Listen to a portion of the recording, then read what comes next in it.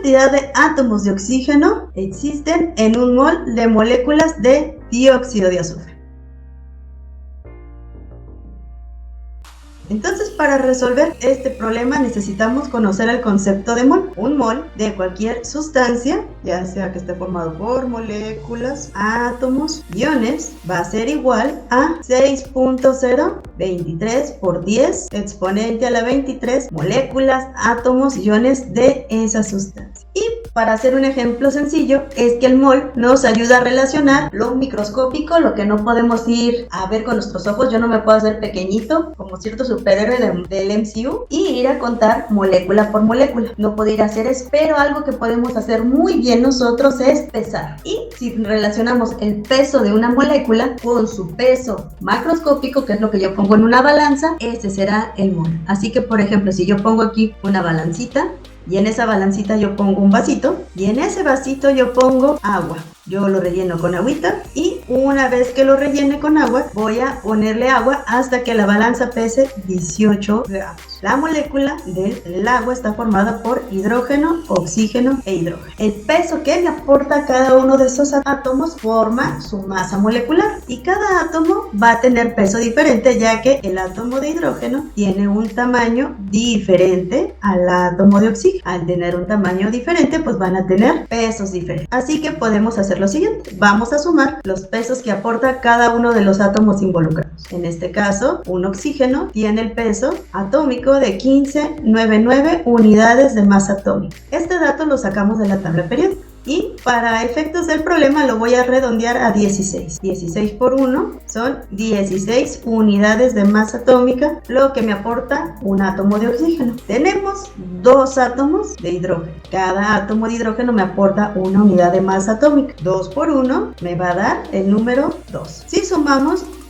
el peso que aporta el oxígeno y el peso que aporta el hidrógeno, voy a llegar al número 18. 18 unidades de masa atómica. Eso es lo que pesa una molécula de oxígeno. Si relacionamos ese peso de 18 unidades con 18 gramos, vamos a ver que estoy igualando el peso de la molécula a una proporción de masa de ese compuesto que equivale a la misma cantidad, donde vemos que aquí tenemos 18 unidades y acá tenemos 18 gramos. Así que cuando pesamos la suficiente cantidad de materia en gramos que igualemos a su peso en unidades atómicas, vamos a tener un mol. Un mol, acabamos de decir, que está formada por este número de moléculas. Así que cuando yo tengo 18 gramos de agua, tengo 6.023 por 10 a la 23 moléculas de agua. Eso ahora lo voy a hacer con el problema. El problema me pregunta por las cantidades de átomos de oxígeno que existen en un mol de dióxido de carbono, de dióxido de azufre, ¿ok? Entonces aquí vamos a anotar dióxido de azufre, en cambio de color, ok,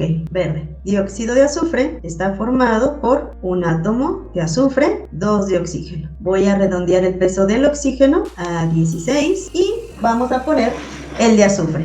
Y en la tabla periódica voy a consultar la masa atómica relacionada al átomo de azufre, que dice 32.06. 32.06 y se suma la masa.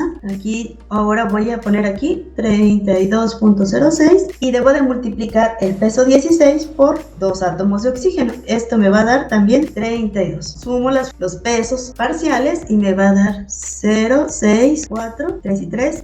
3 y 3 me da 6. 64 unidades de masa atómica. Eso quiere decir que si ahora en este mismo ejemplo, en una balanza, pongo un vasito y ese vasito lo llenara de óxido de azufre, bueno, tendría que ser un vaso cerrado porque dióxido de azufre es un gas, pero cuando ese envase me pese 64.06 gramos, tendré un mol de dióxido de azufre. La pregunta es la cantidad de átomos de oxígeno presentes en un mol.